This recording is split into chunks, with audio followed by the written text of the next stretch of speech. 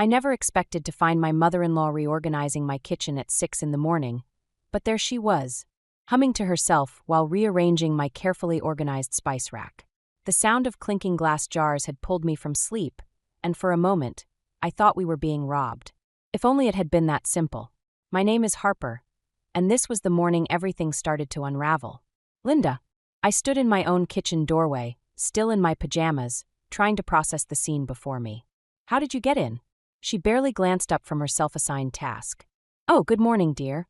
Ethan gave us a spare key ages ago. I noticed last time I was here that your organizational system could use some work, so I thought I'd pop by and help. The word pop did a lot of heavy lifting there, considering she lived 45 minutes away. I watched as she shifted my alphabetically arranged spices into some system that made sense only to her, while my coffee maker sat cold and empty on the counter.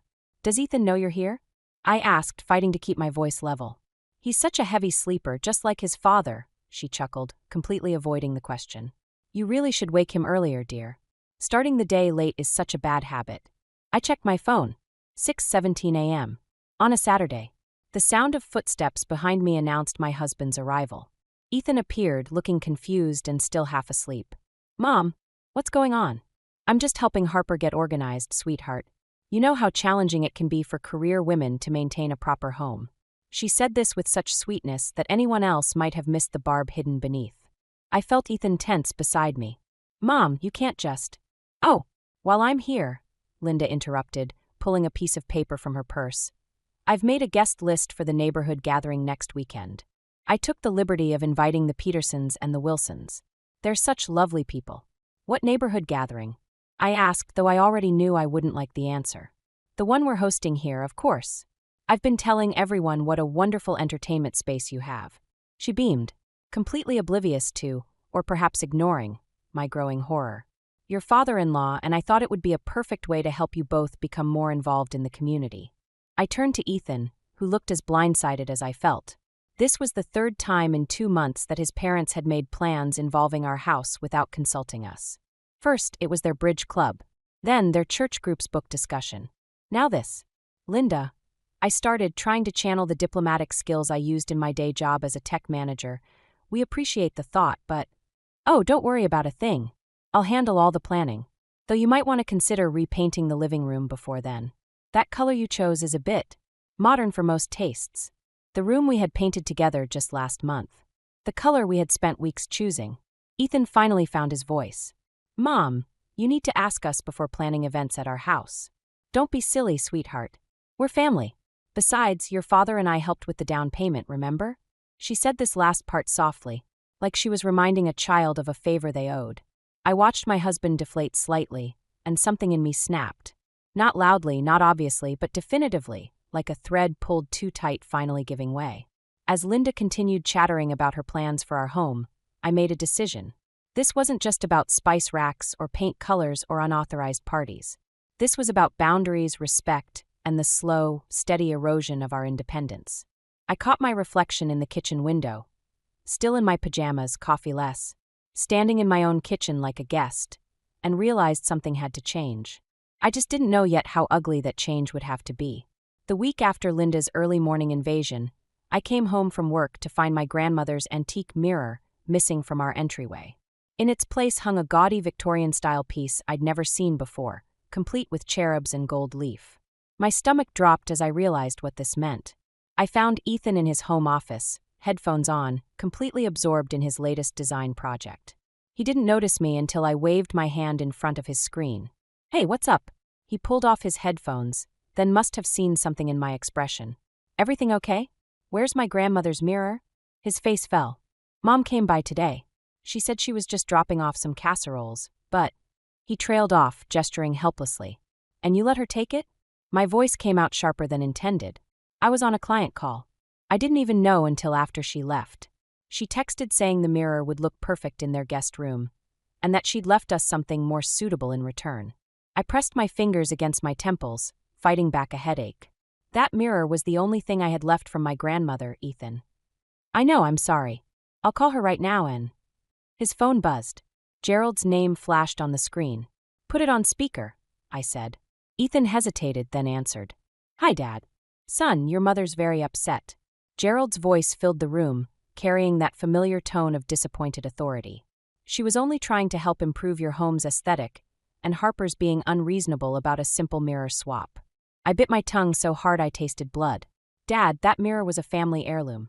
Family is exactly the point, Gerald interrupted. We're all family now, aren't we? Your mother spent good money on that replacement. Besides, that old mirror was rather dated. Linda's just trying to help you both present a more professional image to the neighborhood. I watched Ethan's shoulders slump slightly. Could you just ask Mom to bring it back? It means a lot to Harper. Son, you're not seeing the bigger picture here. Your mother and I have years of experience in these matters. Sometimes young couples need guidance in creating a proper home.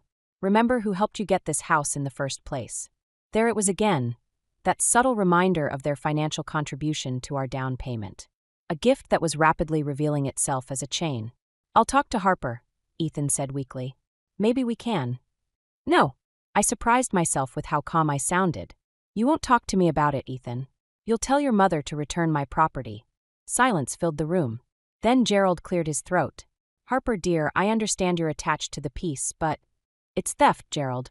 Plain and simple. My hands were shaking, but my voice remained steady. If the mirror isn't back by tomorrow evening, I'm filing a police report. Now you're just being dramatic, Gerald scoffed. This is exactly the kind of overreaction that concerns us about your influence on Ethan. I looked at my husband, waiting to see if he'd defend me.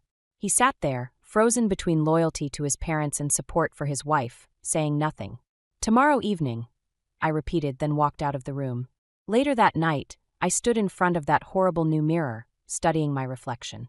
Behind me, I caught a glimpse of Ethan hovering in the doorway. Mom's bringing the mirror back tomorrow morning, he said quietly. Good. I turned to face him.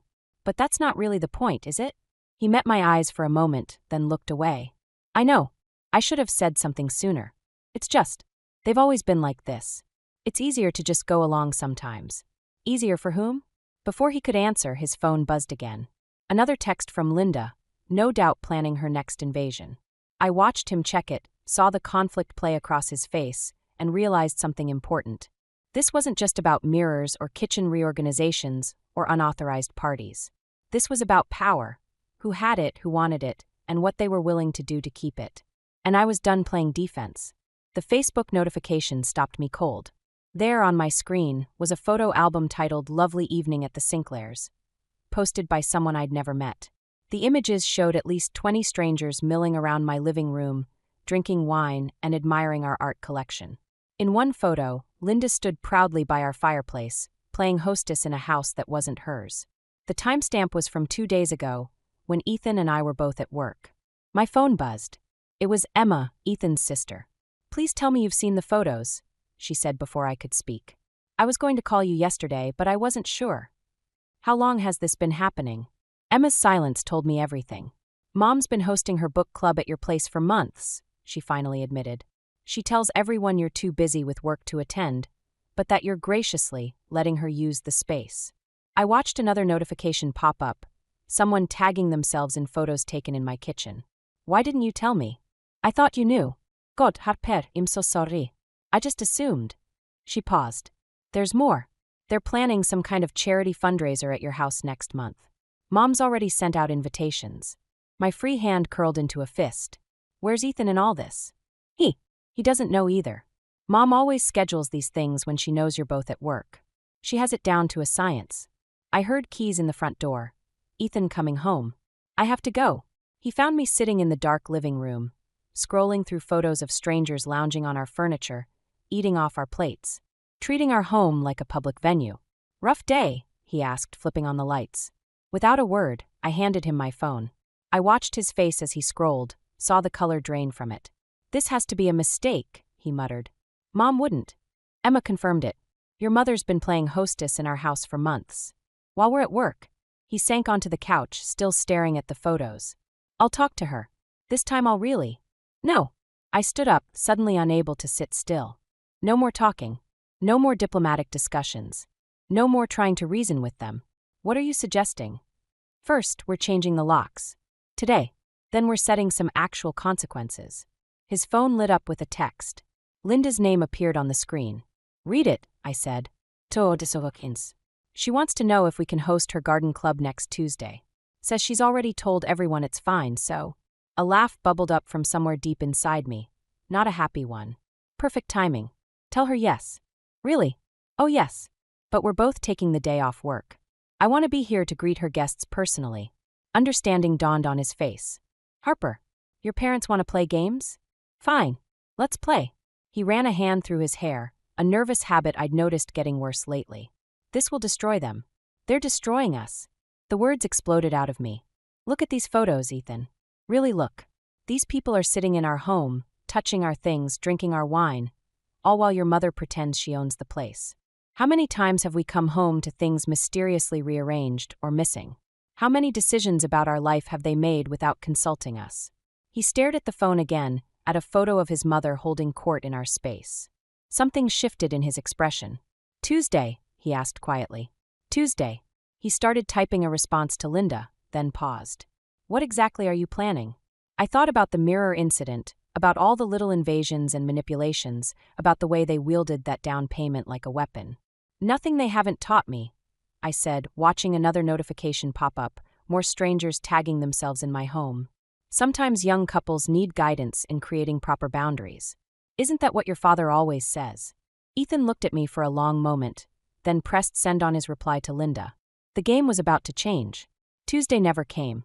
Instead, everything exploded on Sunday afternoon when Ethan and I returned early from our weekend getaway. A desperate attempt to find some peace that lasted exactly 6 hours before my boss called with an emergency.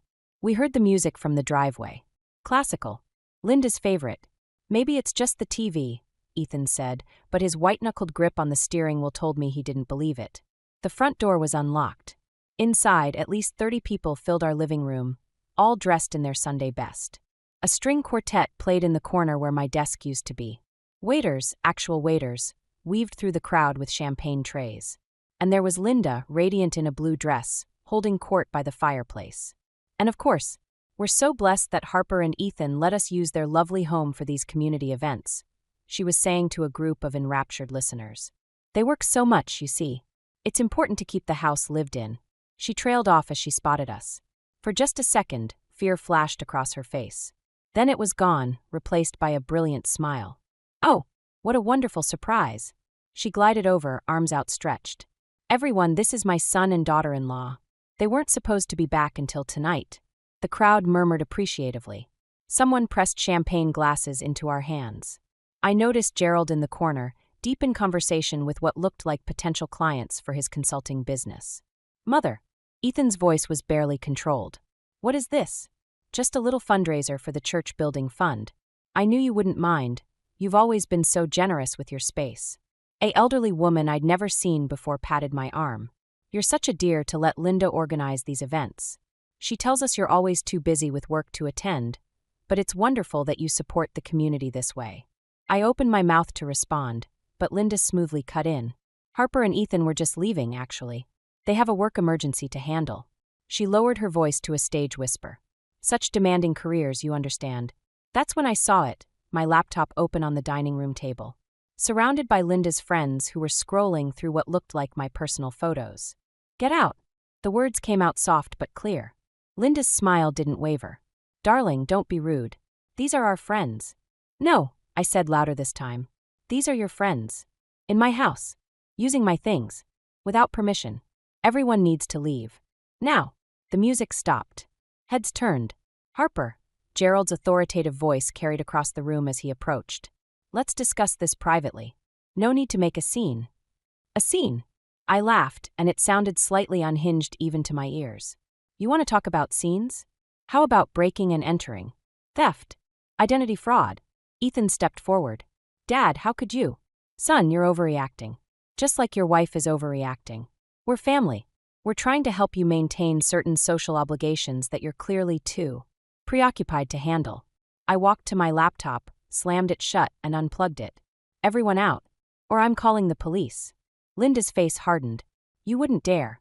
I pulled out my phone and dialed 911. Yes, hello? I'd like to report unauthorized individuals in my home. I kept my eyes locked on Linda's. No, they won't leave when asked. Yes, that's right, breaking and entering. The room erupted into motion. Guests hurried for the door, muttering apologies and confusion. The quartet packed up at record speed. Gerald grabbed Linda's arm, trying to pull her away, but she stood her ground. "This is how you repay us," she hissed. "After everything we've done for you? This house is ours," Ethan cut in, his voice stronger than I'd ever heard it. "And you're trespassing."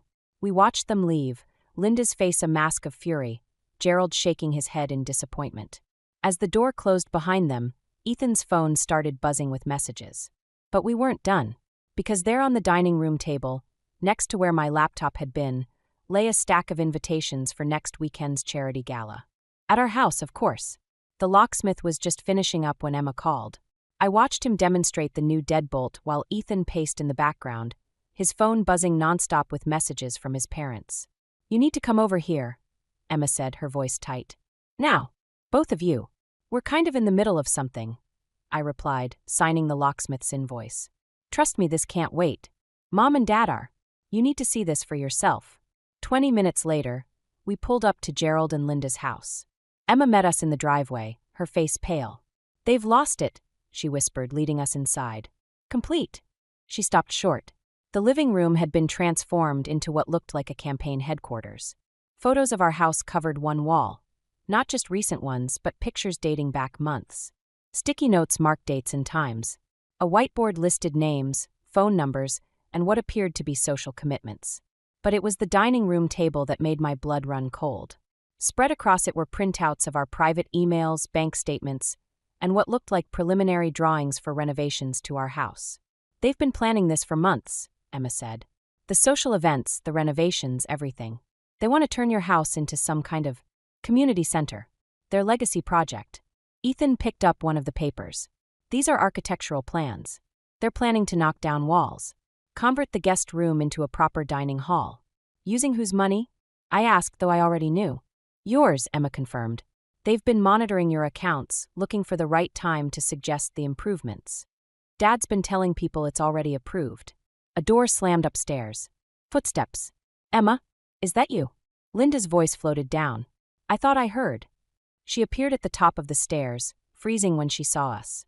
For a moment, nobody moved. Then Gerald emerged behind her. "Well," he said, his voice eerily calm, "I suppose we should discuss this like adults." "Discuss what?" Ethan's voice cracked. "How you've been stalking us. Planning to renovate our house without permission? Stealing our private information." Linda descended the stairs, her face set in that familiar, patronizing smile. "Darling, you're overreacting. Again, we're simply trying to help you realize your home's potential. The community needs." "The community?" I cut in. "Or your reputation?" "Watch your tone," Gerald warned, joining his wife. "Everything we've done has been for your benefit. You're both too young to understand the importance of social standing, of leaving a legacy. By stealing our privacy? Our autonomy?" I gestured at the wall of surveillance. "This is insane." "No," Linda's voice hardened. "What's insane is watching you waste the opportunities we've provided. That house was our investment in your future." "An investment with strings," Emma muttered. Gerald's head snapped toward her. "Stay out of this. You've caused enough trouble." "Actually," I said, pulling out my phone, "Emma's the only one here thinking clearly." I started taking photos of their evidence wall. "And now she's helped provide documentation of your harassment." Linda lunged for my phone, but Ethan stepped between us. "Don't," he said quietly. "Just don't. You ungrateful." Linda choked on the words. "After everything we've sacrificed." "We're done," Ethan interrupted. "The locks are changed. The security system is upgraded. Come near our house again, and we'll file for a restraining order." Gerald's face darkened. "Son, think very carefully about your next words. Your mother and I are no longer welcome in our lives." Ethan's voice shook, but his stance was firm. "Not until you get help." We left them standing there, surrounded by their wall of obsession. As we drove home, Ethan's phone kept buzzing with their messages. Finally, he turned it off. "They won't stop," Emma said from the back seat. "You know that, right?" I watched our house appear in the distance, thinking about the new locks, the security cameras we'd install tomorrow, and the lawyers we'd call on Monday. "No," I agreed. "But neither will we." Our lawyer's office felt too bright, too sterile for the conversation we were having. I watched Ethan's hands shake as he read through the cease and desist letter we were about to send his parents. "They'll never forgive this," he said quietly. "They crossed every line, Ethan. The The surveillance, the financial monitoring, the home invasion. I know. He signed the paper. I know. The door opened and Emma burst in, ignoring our lawyer's protests. Don't send it yet. You need to see this first. She thrust her phone at us. On the screen was a community Facebook page, filled with posts about us. Or rather, about me. Linda's been busy, Emma said grimly. Post after post painted me as an ungrateful daughter-in-law who was isolating Ethan from his loving family. Stories about my controlling behavior and mental instability filled the comments. Neighbors we'd barely met shared concerned posts about my erratic outbursts at their peaceful gatherings I hadn't even known were happening in my own home. There's more, Emma scrolled down. They're contacting Ethan's clients, suggesting he's under duress, that his work might suffer because of our domestic situation. Ethan's face went pale. My biggest project. Pulled this morning, Emma confirmed. They cited concerns about reliability. Our lawyer cleared his throat. This changes things. We're looking at defamation now, possibly tortious interference with business relationships. They're trying to destroy us, I whispered. No, Ethan stood up suddenly. They're trying to save us. In their twisted way, they actually think they're helping. A knock at the door made us all jump. The receptionist looked apologetic. Mrs. Sinclair? There's someone from Child Protective Services here to speak with you. My heart stopped. We don't have children. The complaint mentions concerns about future children, she explained uncomfortably. Something about an unstable home environment? I felt the room tilt slightly. They weren't just attacking our present, they were trying to poison our future. I'll handle this, our lawyer said, gathering his papers. But you two need to decide how far you're willing to take this. Legal action against family. Itikitsokli. After he left, Emma touched my arm. There's something else you should know. About why they're like this. Emma, Ethan warned. They need to know, Ethan. About the baby. What baby? I asked. Emma looked at her brother, who had sunk back into his chair, head in his hands. Before Ethan, there was another son. He died when he was 3 months old. Sudden infant death syndrome. Mom and Dad, they never really recovered. They just transferred everything onto Ethan. The control, the fear, the need to protect. That doesn't excuse, I started. No, it doesn't, she agreed. But it explains. And maybe it matters. My phone buzzed, another email from work. My boss, expressing concerns about my recent behavior, mentioning complaints from respected community members. They were systematically dismantling our lives, piece by piece. Our reputation, our careers, our future. All out of some twisted need to protect their son from imagined threats. What do you want to do? Ethan asked, looking older than I'd ever seen him. Through the window, I could see the CPS worker talking with our lawyer. On my phone, more notifications appeared. More comments, more concerned neighbors, more damage to contain. We could leave, I said suddenly. Start over somewhere else. Somewhere they can't reach. Run away. Emma sounded surprised. No, I straightened up. Not run away. Escape. There's a difference. Ethan looked at me for a long moment. They'll follow us. Let them try. I picked up the cease and desist letter. But first, we're going to show them exactly what happens when you push too far. How? I thought about Linda's perfectly curated social image, about Gerald's business connections, about their precious community standing. They wanted to make this public? I smiled, and it wasn't entirely nice. Let's give them what they wanted. The annual Sinclair Family Foundation Gala was in full swing when we walked in. Linda's crowning achievement, where the elite of our community gathered to celebrate their own generosity. The perfect place for everything to fall apart. I felt Ethan squeeze my hand as we entered. Emma trailed behind us, phone ready. The string quartet faltered for just a moment as heads turned our way.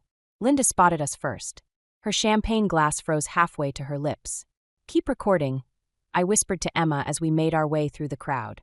Every step felt like walking through molasses.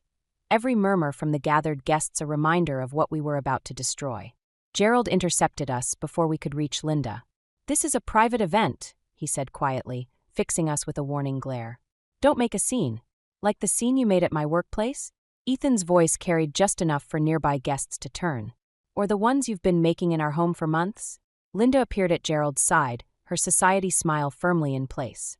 Darlings, let's discuss this somewhere private. No more private discussions, I said, loud enough for others to hear. No more secrets. No more lies.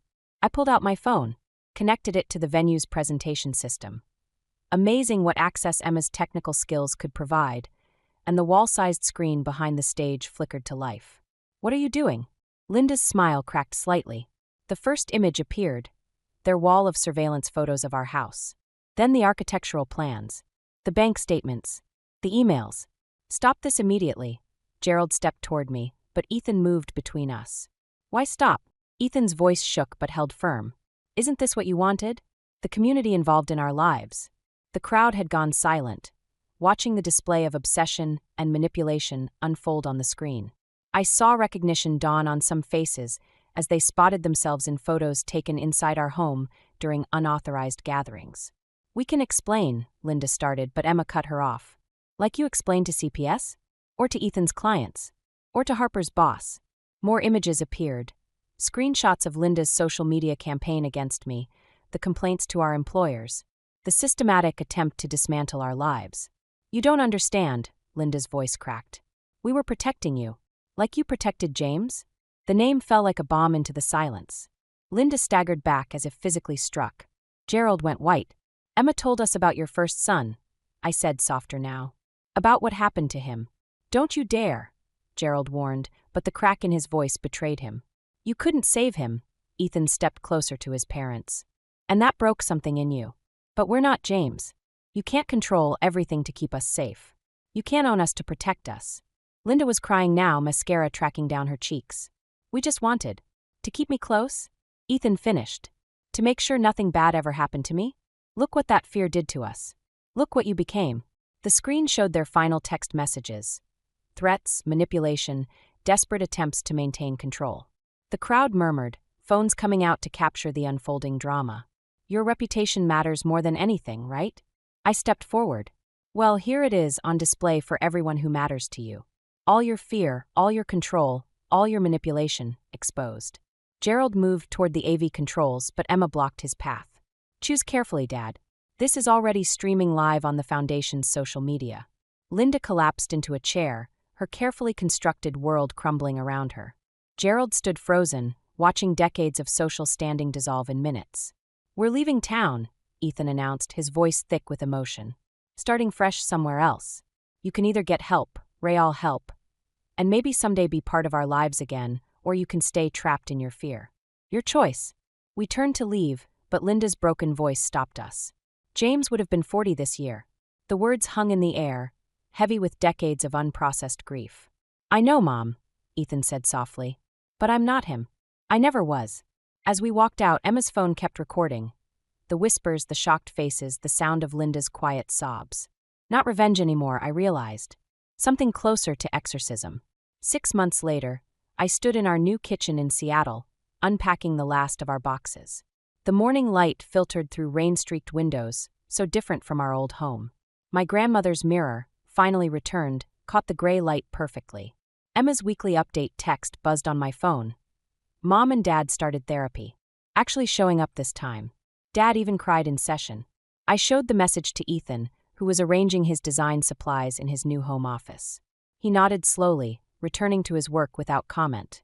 Some wounds take longer to heal than others. The doorbell rang, our first visitor in the new house. I tensed automatically, old habits dying hard, but it was just our elderly neighbor dropping off a welcome basket. "Such a lovely home," she said, peering around curiously. "Your mother-in-law must be excited to visit." "They haven't seen it yet," I replied carefully. "We're taking things slowly." After she left, I found Ethan staring at his phone. "They want to know if they can send a Christmas card." Such a small request, loaded with so much meaning. The last card they'd sent had been part of their campaign to destroy our reputation. But this one came after months of silence, therapy, and, according to Emma, genuine reflection. "What do you think?"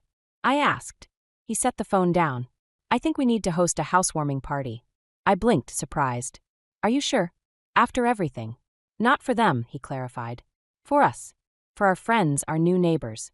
No hidden agenda, no social climbing, no power plays. Just our home, our rules, our choice." The idea took root. We spent the next week planning, sending invitations, preparing food. No hired help, no string quartets, no pretense. Just us being ourselves in our space. The party was small but warm. Ethan's new clients mingled with my co-workers.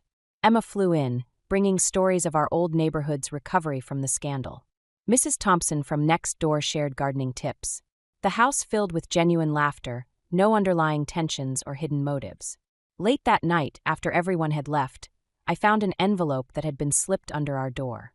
Inside was a photograph I'd never seen before, a young Linda and Gerald, holding a baby, James, and beaming with uncomplicated joy. On the back, in Linda's elegant handwriting, "We're learning to let go. Take all the time you need." Ethan found me staring at it. "They sent one to me too," he said quietly, holding up his own envelope.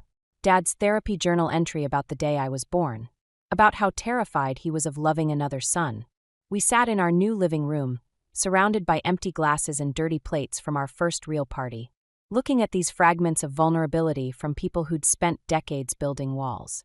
"Do you think we'll ever trust them again?" I asked. "I don't know," he admitted. "But maybe that's not the point. Maybe it's about trusting ourselves enough to set boundaries, to know what we'll accept and what we won't." My phone buzzed again, another text from Emma. This time, a photo of Linda in their garden, dismantling the wall of surveillance she'd kept of our old house. "Small steps. We should frame this," I said, holding up the photo of young Linda and Gerald. "Not to forget what happened, but to remember why it did." Ethan nodded, then stood to help clean up. As we moved through our new home, picking up plates and straightening cushions, I realized something. The tension in my shoulders, the constant vigilance I'd developed over the past year, had finally started to ease. The doorbell rang one last time. We both froze, old reflexes kicking in. But when we opened the door, there was just a card from our new neighbors, thanking us for a lovely evening. Our home, our rules, our peace. For now, that was enough.